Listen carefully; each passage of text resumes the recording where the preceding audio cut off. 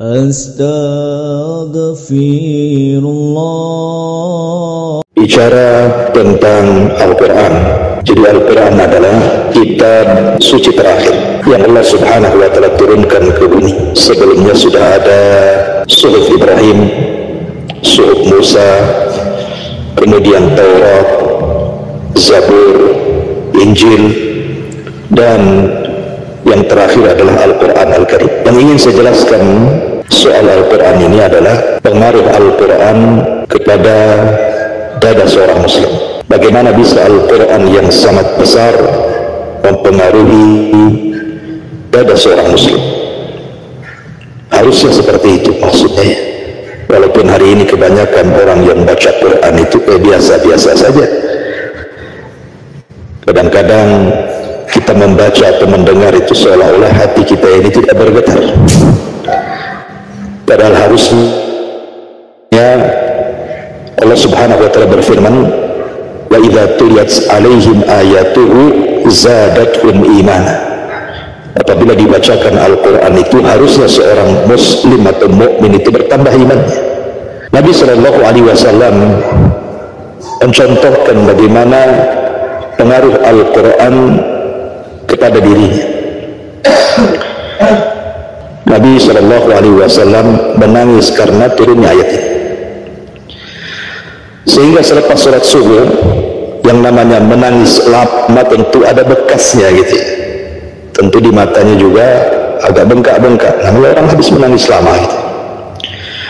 Sehingga para sahabat Nabi SAW, tiba-tiba Nabi SAW mengatakan, wailun liman qara'aha walam yatadabbarha. Celakalah bagi orang yang membaca ayat ini tetapi dia tidak mau merenunginya.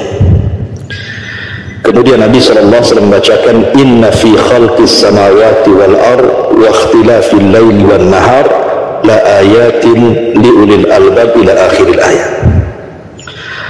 Artinya satu ayat yang turun kepada Rasul bisa menangis tuh pada Isya sampai subuh. Lihat pengaruh satu ayat dalam Al-Quran saja luar biasa kalau orang mau merenungkan isi daripada Al-Quran itu. Bahkan Nabi SAW bukan hanya sekedar senang membaca Quran, tetapi juga suka mendengar Quran. Suatu ketika ada seorang sahabat namanya Abdullah ibn Mas'ud yang diberikan suara emas apabila membaca Quran. Bahkan Rasul mengajarkan suara Abdullah bin Mas'ud itu dengan suara Jibril apabila menurunkan Al-Quran kepadanya. Jadi sampai-sampai Rasul mengatakan kepada Abdullah bin Mas'ud, Iqra' alayya al-Quran, bacakan untukku Al-Quran. Abdullah bin Mas'ud heran dan mengatakan, ya Rasulullah, a'aqra'u alaika al-Quran wal Quranu unzila ilaika. Masa sih aku harus membaca Quran untukmu Rasul, padahal Quran kan turun untukmu. Tapi Rasul mengatakan, sudah baca saja. Maka Abdullah bin Mas'ud tanpa pikir panjang, tanpa memilih-milih ayat dan surat, langsung membaca surah An-Nisa. Dibacalah surah An-Nisa itu dan Rasul mendengarkan suara emasnya Abdullah bin Mas'ud sampai kepada satu ayat dalam surah An-Nisa itu menyinggung Rasul. Wa kaifa idza ji'na min kulli ummatin bisyahid wa ji'na bika ala haula'i syahida. Ini ayat yang dibaca terakhir di mana Rasul menyuruh diam Abdullah bin Mas'ud dan mengatakan, hasbuka hasbuka ya Ibn Mas'ud, cukup ya. Maka Abdullah bin Mas'ud melihat Rasul meneteskan air mata sampai membasahi janggutnya. Kenapa Nabi SAW menangis? Karena ayat itu ayat besar di mana Allah Subhanahu wa Ta'ala mengatakan, fa kaifa idza ji'na min kulli ummatin bisyahid. Bagaimana kalau setiap umat itu nanti didatangkan di hadapan Allah dan membawa saksi, dan engkau menjadi saksi bagi mereka. Nuh didatangkan dengan umatnya. Kemudian Allah Subhanahu wa Ta'ala bertanya kepada Nuh, wahai Nuh, sudahkah kau sampaikan risalahmu kepada umatmu? Kata Nuh, sudah. Maka Allah mengatakan kepada umatnya, benar Nuh mengatakan seperti itu. Maka umatnya yang kafir mengatakan, kadzaba Nuh, ya dusta Nuh itu, dia belum pernah menyampaikan risalahnya. Akhirnya Allah mengatakan, ya Nuh, lihat umatmu mengatakan kau tidak menyampaikan risalahnya. apakah engkau punya saksi? Maka Nuh mengatakan, ya, aku punya saksi. Siapa saksimu? Kemudian Nuh menunjuk Nabi Allah Muhammad SAW, itulah saksiku. Maka Rasul didatangkan dan Allah mengatakan, betul engkau menjadi saksi bagi Nuh? Bukankah jarak dirimu dengan Nuh itu sangat jauh? Engkau tidak menyaksikan apakah menyampaikan atau tidak? Maka Rasul mengatakan, walaupun aku tidak hidup di zaman Nabi Nuh, kata Rasul, tetapi menyampaikan Nuh risalahnya kepada umatnya adalah dirimu sendiri, yang dicantumkan dalam Al-Quran. Kemudian Rasul membacakan surah tentang bagaimana Nuh menyampaikan risalah kepada umatnya. Makanya Rasul sendiri gitu ya, bagaimana bisa dia jadi saksi bagi semua umat sejak zaman Nuh sampai yang terakhir meninggal. Maka Rasul terpengaruh dengan ayat itu. Itu bagian tadabbur Al-Quran maksudnya. Bahkan suatu ketika Nabi SAW ketika turun ayat surah Al-Hasyr kalau tidak salah, atau ayat yang lain, di mana Allah Subhanahu wa taala mengatakan, ya ayyuhalladzina amanu la tarfa'u aswatakum fawqa sautin nabi. Wahai orang-orang yang beriman, janganlah kalian meninggikan suara kalian di atas suara Nabi kalian. Dan seterusnya ayat ini turun. Lah, ketika ini turun, di antara para sahabat Nabi SAW ada yang terpengaruh dengan ayat ini. Siapa dia? Hasan Thabit ibn Qais al-Mushammas. Thabit ibn Qais al-Mushammas. Tiba-tiba Thabit kemudian setelah mendengar ayat ini, dia tidak pernah datang lagi di majelis-majelis Nabi, kecuali hanya sholat kemudian pulang dan menangis sepanjang hari. Akhirnya Nabi kehilangan sahabatnya, mana Thabit, kok jarang hadir di majelis ilmu ya. Maka diutuslah satu orang, coba tengok Thabit di rumahnya, jangan-jangan dia sakit. Ketika ditengok, rupanya Thabit sedang menangis sepanjang malam, sepanjang hari, dan dia mengatakan, ana min ahli nar, ana min ahli nar. Kalau begitu saya termasuk penduduk neraka, saya termasuk penduduk neraka. Sayalah orang yang mengeraskan suaranya di atas suara Nabi. Kenapa Thabit bisa ngomong begitu? Karena posisi Thabit di hadapan Rasul adalah jubirnya Nabi. Thabit itu khatibun Nabi, juru bicaranya Nabi. Kalau sekarang itu juru bicara presiden, sehingga suaranya lantang. Kalau dia sedang khutbah berceramah itu kepada delegasi-delegasi luar, otomatis kan harus lantang gitu. Sementara di situ ada Nabi, sehingga ketika turun ayat ini seolah-olah dia merasa bahwa ayat itu ditujukan kepada dirinya. Maka dia pun mengatakan, ana min ahli nar, ana min ahli nar. Kalau begitu saya termasuk penduduk neraka, saya termasuk penduduk neraka. Habislah semua amalanku. Akhirnya kemudian sampailah berita ini kepada Rasul, dan Rasul mengatakan, katakan kepada Thabit, dia tidak termasuk ahli nar, bahkan dia termasuk ahlul jannah, dia termasuk penduduk surga. Terpengaruh tuh Thabit ibn Qais al-Mushammas gara-gara turunnya ayat. Bahkan ketika turun ayat, wa ma kana lil mu'minin wa la mu'minatin idza qadallahu wa rasuluhu amran an yakuna lahumul khiyaratu min amrihi wa man ya'sillaha wa rasulahu faqad dhalla dhalalan mubina. Tidak layak bagi seorang mukmin laki-laki dan perempuan apabila Allah dan Rasulnya memanggil kemudian tiba-tiba ada kebimbangan dalam hatinya. Tidak boleh. Kalau sudah panggilan Allah dan Rasulnya, tidak boleh ragu-ragu, tidak boleh ada kebingungan, kebimbangan, harus wajib dilaksanakan. Karena barang siapa yang bermaksiat kepada Allah dan Rasulnya, dia akan tersesat dengan kesesatan yang nyata. Turun ayat ini. Ketika ada satu kisah, Nabi SAW hendak meminangkan untuk anak angkatnya Zaid ibn Harithah kepada seorang wanita mulia namanya Zainab bintu Jahsin. Datanglah Rasul ke rumah Zainab. Tiba-tiba kemudian keluarga Zainab senang, dikiranya Rasul meminang putrinya untuk dirinya, untuk Rasul maksudnya.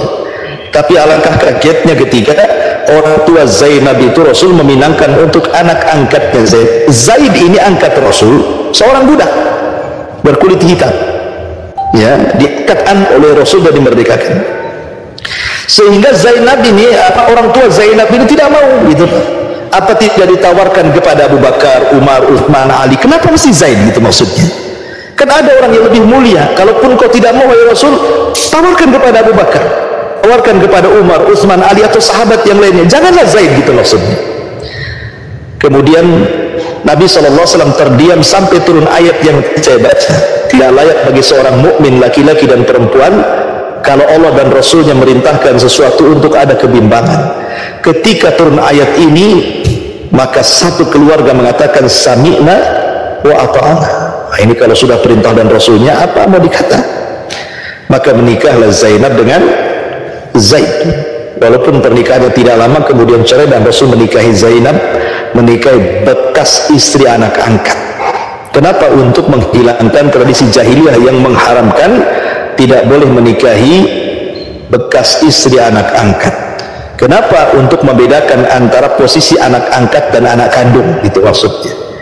Jadi kalau bekas istri anak kandung tidak boleh, karena disebut mahram mu'abbad. Kalau sudah pernah dinikahi anaknya, dicerai anaknya, orang tuanya tidak boleh menikahi. Tapi kalau anak angkatnya boleh, karena anak angkat tidak ada hubungan dengan orang tua angkat. Tidak ada hubungan mahram, tidak ada hubungan wali, tidak ada hubungan waris, ya hanya kebaikan mengangkat dia saja. Ya, dia sama dengan yang lainnya, cuman diangkat aja jadi enak, gitu maksudnya. Rasul ingin membatalkan ini semuanya, makanya Rasul menikahi Zainab bintu Jahsin atas perintah Allah. Ya, Allah yang memerintahkan dengan turunnya surah Al-Ahzab itu. Ya, tapi dari sini menunjukkan bagaimana Rasul dan para sahabat itu, apabila Al-Quran itu turun, pengaruhnya besar, ikhwan. Quran itu, ya, bukan hanya itu saja. Ada seorang raja ini orang kafir, orang Nasrani. Dia raja besar menguasai daratan Afrika yang disebut dengan Najasyi, penguasa Ethiopia. Ketika para sahabat Nabi SAW hijrah pertama kali karena tidak tahan tekanan orang-orang musyrik Arab, terpaksa mereka hijrah. Hijrah ke mana? Ke Ethiopia, karena Rasul yang mengarahkan, hijrahlah kalian ke sana, karena di sana ada seorang malik, seorang raja yang adil, tidak pernah menzalimi rakyatnya. Berangkat nih para sahabat dipimpin oleh Ja'far, Utsman bin Affan dan yang lain. Hanya beberapa orang dan beberapa keluarga saja. Tapi orang-orang musyrik ini tidak terima. Walaupun mereka sudah hijrah, diburu oleh mereka. Tetap mereka harus pulang dan harus menanggung akibat karena mereka memeluk agama Rasul. Lah ketika kemudian mereka dipimpin oleh Amr ibn As, sebelum itu belum masuk Islam, ya, dan juga yang lainnya, Abu Sufyan menginginkan agar Raja Najasyi mengembalikan sahabat-sahabat itu. Tapi Najasyi ini bukan orang bodoh, orang cerdas. Dia ahli kitab, dia Nasrani tapi banyak membaca kitab-kitab, sehingga tidak bisa kecuali harus dapat alasan kenapa saya harus mengembalikan orang-orang ini ke Mekah. Akhirnya dipanggillah Ja'far sebagai juru bicara dari kaum muslimin dan juru bicara orang kafir Abi Sufyan, berdialoglah di hadapan Raja Najasyi. Maka Raja Najasyi bertanya, salah satunya, apa yang membuat Anda tertarik dengan agama Muhammad itu? Tiba-tiba kemudian Ja'far membacakan surah Maryam, ya, surah Maryam, kaf ya ha ain sad, gitu, dzikra rahmati abdahu Zakaria ila akhiril ayat. Ya. Ketika Raja Najasyi mendengar dibacakan surah Maryam oleh Ja'far ini, Najasyi tidak paham Quran. Namanya dia orang Ethiopia, bahasanya bukan bahasa Arab. Ya sama kita bahasa Indonesia kan tidak bisa, kalau nggak belajar bahasa Arab kan nggak paham bahasa Arab. Ya. Najasyi tidak paham isi Quran itu. Tetapi Quran itu kan bukan ucapan manusia, Quran itu ucapan Allah. Ketika dibaca itu, tiba-tiba Najasyi menangis. Loh, kok bisa? Tidak paham Quran, tiba-tiba ketika Quran dibacakan oleh Ja'far, menangis dia sampai balla lihiyatahu, sampai janggutnya penuh dengan air matanya. Dijelaskan dalam sirah seperti itu. Lihat bagaimana Al-Quran mempengaruhi seorang raja kafir, ya, padahal itu di istananya, dia orang nomor satu di situ, dan ini pendatang membaca Quran tidak paham isinya, hanya dibacakan tiba-tiba menangis. La haula wala quwata illa billah. Luar biasa pengaruh Al-Quran itu, sampai mempengaruhi seorang raja kafir. Ya. Bahkan lebih daripada itu, malaikat ini kan besar badannya, kawan. Ketika Nabi SAW disifatkan oleh Allah Azza wa Jalla tentang besarnya badan malaikat itu, Rasul pernah mengatakan, Allah mengizinkan aku untuk melihat besarnya malaikat pemikul arsy.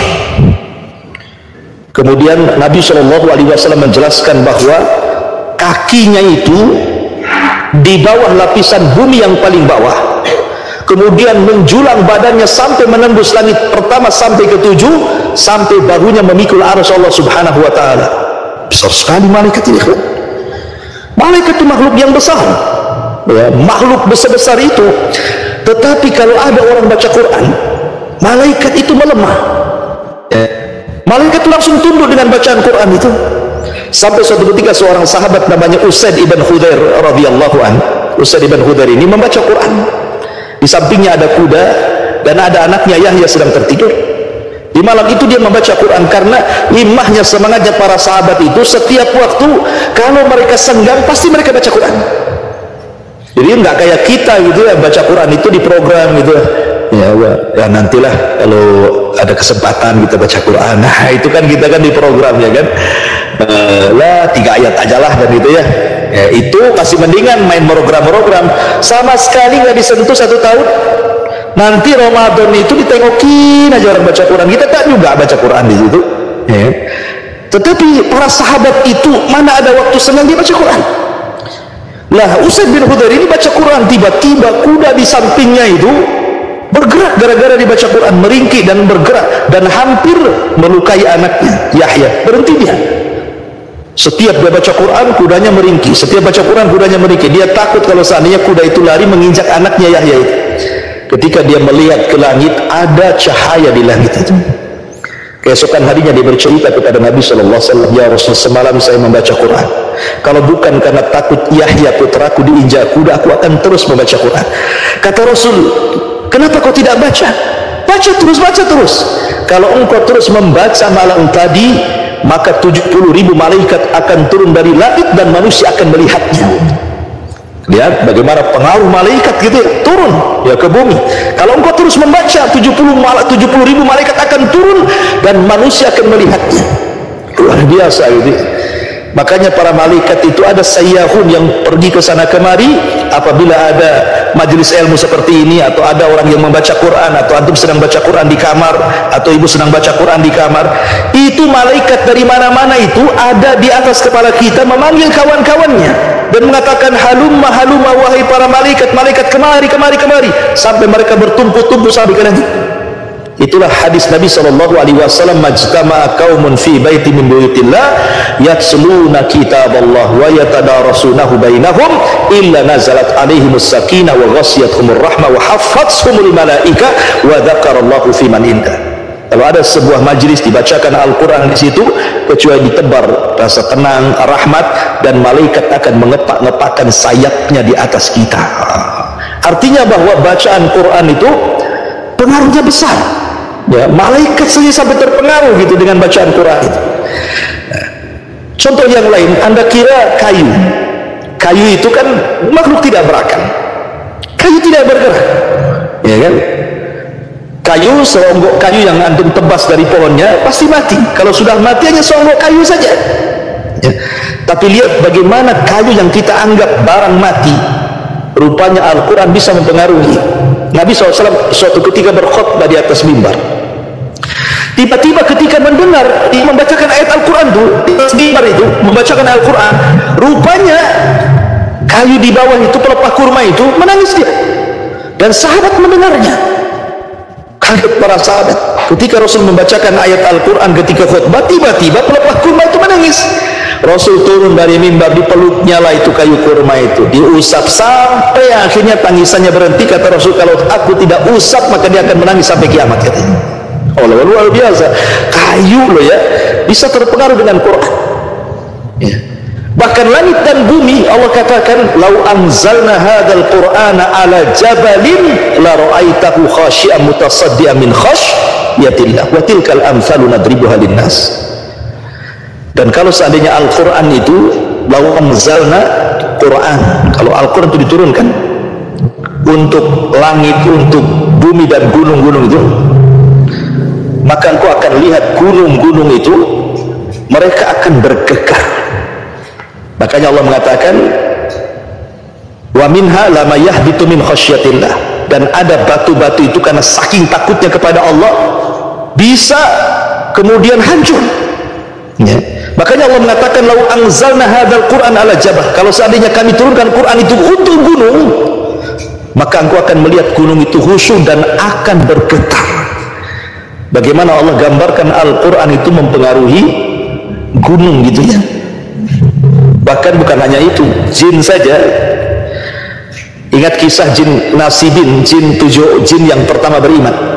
Itu kan nyasar jin-jin ini ke kebun kurma miliknya Mughirah. Nabi ada di kebun kurma itu sedang sholat subuh. Kemudian Nabi SAW membacakan ayat dalam sholat subuh itu. Tiba-tiba jin itu, jin kafir, beriman hanya mendengar satu ayat dibacakan Rasul, satu surat dibacakan Rasul, langsung beriman. Pertama mendengar, beriman langsung. Sampai Allah gambarkan bagaimana jin-jin itu beriman kepada Al-Quran, dan sampai Allah sebutkan dalam satu surat, bahkan suratnya sampai diberi nama suratul jin, surat jin. Qul uhiya ilayya annahu istama'a nafarun minal jinni faqalu inna sami'na qur'anan ajaba. Luar biasa ya, jin aja sampai terpengaruh gitu ya. Jadi malaikat terpengaruh, jin terpengaruh, gunung terpengaruh, sampai kepada kayu-kayu terpengaruh. Bukan luar biasa Al-Quran ini ya, bisa mempengaruhi semuanya gitu kan. Lah pertanyaannya, terpengaruh nggak kita ini dengan Al-Quran? Padahal sudah saya jelaskan pengaruhnya besar Quran itu kan. Rupanya beda pula gitu ya. Kalau kita baca Quran, kita mendengar Quran itu, kondisi kita beda dengan kondisi salafun saleh. Dengan orang-orang dulu kalau mendengar Quran itu luar biasa gitu ya, takutnya, khusyuknya. Kita ini kayak biasa hambar gitu ya. Kenapa pertanyaannya? Maka jawabannya Allah katakan afala yatadabbaruna al-Quran am ala qulubin aqfaluha. Kenapa engkau tidak merenungkan Al-Quran? Ataukah hati kalian terkunci? Jadi hati kita ini kenapa tidak bergetar ketika membaca Quran? Karena sudah terkunci, ada gemboknya hati itu ya. Kenapa ada gemboknya? Karena terlampau banyak maksiat. Satu maksiat itu meletakkan satu titik hitam di hati. Dua kali maksiat, dua kali titik hitam. 1000 maksiat, 1000 titik hitam. Apabila sudah penuh dengan hitam, maka akan jadi roh. Kallabal rana ala qulubin, akan jadi penyakit, dan itu susah orang itu lembut hatinya walaupun dia baca Quran ya.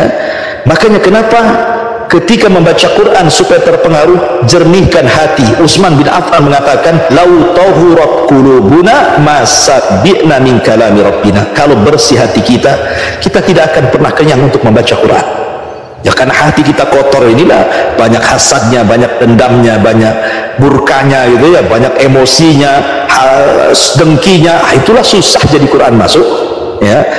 Cobalah kok hati ini dibersihkan dulu, baru nanti kita bisa rasakan lezatnya membaca Quran itu.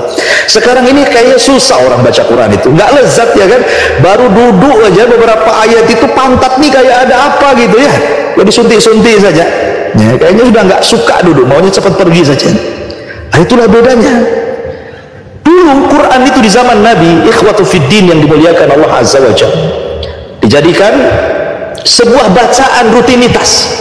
Karena kesibukan para sahabat itu baca Quran, baca Quran, baca Quran, itulah kesibukan mereka. Tidak di masjid, tidak di rumah, tidak di mana, tidak dalam jihad, mereka baca Quran. Contoh saja ketika Nabi SAW malam-malam, masjid Nabi gelap ya, masjid Nabi itu gelap. Nah ini kan masjid sekarang terang gitu ya, saking terangnya aja nampak orang bawa dompet gitu kan. Zaman sekarang, zaman dulu kan gelap, gak ada listrik, gak ada lampu gitu, sehingga Nabi masuk ke masjid tidak tahu. Tapi malam kebiasaan para sahabat tahajud mereka di Masjid Nabawi. Di sini di sana penuh Masjid Nabawi itu dengan para sahabat tahajud tiap malam. Jadi Nabi SAW ingin mendengar bacaan Quran yang dibaca dalam sholat oleh para sahabat. Di situ ada Umar sedang baca Quran. Umar ini orangnya suaranya lantang, teriak-teriak dia baca Quran. Rasul dengerin. Habis itu dia pindah, Abu Bakar lain Umar, lain Abu Bakar. Abu Bakar pula nyaris tak terdengar bacaannya, tangisannya pula yang keras ya. Kemudian berpindah kepada Abdullah ibn Mas'ud. Rasul suka dengan bacaan Abdullah ibn Mas'ud. Kenapa? Karena tidak terlalu keras teriak-teriak, tidak pula terlalu lirih, sedang-sedang saja. Dan Abdullah ibn Mas'ud, saya katakan di awal, memiliki suara emas gitu. Maka dari sini turunlah ayat, wala, jangan kalian mengeraskan dalam sholatmu seperti Umar berteriak-teriak, wala tukhafit, jangan pula melirihkan seperti Abu Bakar, wabtagi baina dzalika, ambil yang tengah-tengah seperti Abdullah ibn Masalah apa maksudnya di sini, Rasul ketika malam-malam gelap gulita ke masjid, semua membaca Quran dalam sholat mereka, karena Quran di zaman para sahabat diletakkan di dada. Zaman itu belum ada mushaf, ya kan? Kemudian suatu malam Rasul keliling menemui rumah-rumah orang-orang Ansor itu. Semua rumah keluar baca Quran itu tidak dibatasi tempat dan waktu sebenarnya. Tidak harus mesti datang ke masjid duduk, tidak. Sekarang kan ada handphone. Anda lagi bekerja dulu seperti ini, pegang handphone tadi sampai ayat berapa dicontreng gitu ya. Nanti kerja bagi dulu, diterusin lagi dapat berapa ayat, berhenti lagi. Ibu-ibu juga gitu, kalau udah capek ya kan, duduk baca Quran walaupun sebentar, ayat 2 ayat, lama-lama kalau dicicil kan banyak juga. Ya, innal jibala minal hasa, dalam sebuah syair itu, gunung itu besar karena terkumpulnya butiran tanah, butiran pasir. Gunung itu kan isinya pasir, yang dikumpul jadi gunung kan gitu ya. Nanti kalau sedikit-sedikit lama-lama jadi gunung juga, lama-lama selesai juga. Ya, daripada kemudian dari pagi terus dihantam gitu kan, akhirnya sariawan. Nah, cuman baca sehari aja banyak, besoknya pula berhenti. Nah itu ya, makanya kenapa Rasul mengatakan khairul a'mal khairul amal, sebaik-baik amal itu adalah sesuatu khairul a'mal adwamuha wa in qalla, sebaik-baik amal itu yang istiqomah walaupun sedikit tapi terus menerus gitu ya. Ibaratnya antum ini ya tidak makan berat tetapi ngemil gitu ya, yang penting ngemilnya aja yang banyak gitu. Gitu juga baca Quran. Kalau tengah-tengah kesibukan kan tidak mungkin ya kan, tapi kan bisa bawa handphone aplikasi, apa susahnya? Kalau malas mendengar ya, kalau malas baca Quran kan bisa kita handphone pakai headset gitu ya, atau didengar dia, biar kita dengar Quran. Oke, hari ini dengar Al-Baqarah, besok lagi Al-Imran, besok terus begitu, lama-lama hatam juga untuk mendengarkan Quran itu, walaupun berbeda pahalanya dengan membaca gitu. Tapi itu sudah lumayan daripada sama sekali tidak dengar.